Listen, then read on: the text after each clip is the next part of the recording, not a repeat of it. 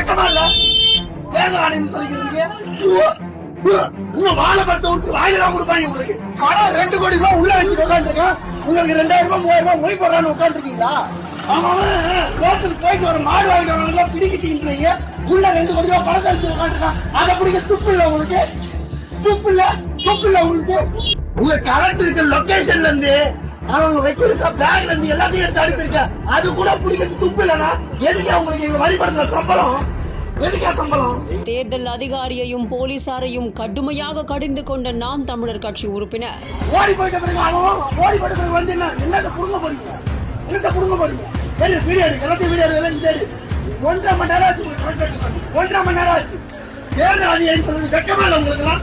எங்களுக்கு தெரியுது உள்ள வச்சிருக்கா 1.5 கோடி ரூபாய் ஒரு பேங்கையும் 50 லட்சம் ஒரு பேங்க் வச்சிருக்காங்க. எங்களுக்கு தெரியுது. உங்களுக்கு எல்லாம் எங்க வழிபடுற சம்பளம் இருக்கு உங்களுக்கு. எதுக்கு ஜனநாயக நாட்டில் தேர்தல் அடிக்கையா தேர்தல் நடத்துறீங்க? காலதாமதமாக வந்ததால் லெப்ட் அண்ட் ரைட் வாங்கிய நபர் லொகேஷனோட அனுப்புற உள்ள பணம் இருக்கு. 1.5 மணி நேரம் பைத்தியக்கார மாதிரி உட்காந்துருக்க இங்கே. பணத்தை முன்னாடி எலக்ட்ரிக் பாக்ஸ்ல முன்னாடி ஓபன் பண்ணி பாக்குறாங்க.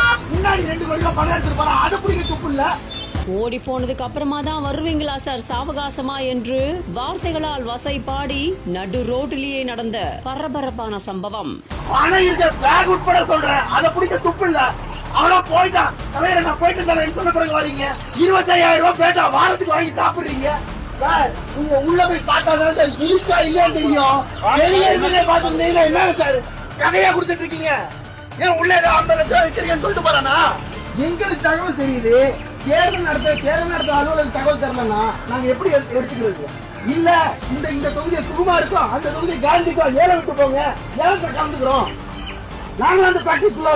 ஆற்காடு சட்டமன்ற தொகுதிக்கு உட்பட்ட காவனூர் பகுதியில பணம் பதுக்கி வச்சிருந்ததா புகார் எழுப்பப்பட்ட நிலையில அந்த சம்பவ இடத்திற்கு போன நாம் தமிழர் கட்சியினர் மாவட்ட ஆட்சியருக்கு தகவல் சொல்லி 1.5 மணி நேரத்துக்கு மேல ஆகுது, போலீசாரும் பறக்கப்படையினரும் 2 பேருமே வரல அப்படின்னு கடுமையான வாக்குவாதத்துல ஈடுபட்டிருந்திருக்காரு. இந்த சம்பவமானது அங்க பெரும் பரபரப்பை ஏற்படுத்தின நிலையில இமீடியட் ஆக்ஷன் எடுக்காதது ஏன் அப்படின்னுட்டு பல பேருமே கேள்வி எழுப்பியிருக்காங்க.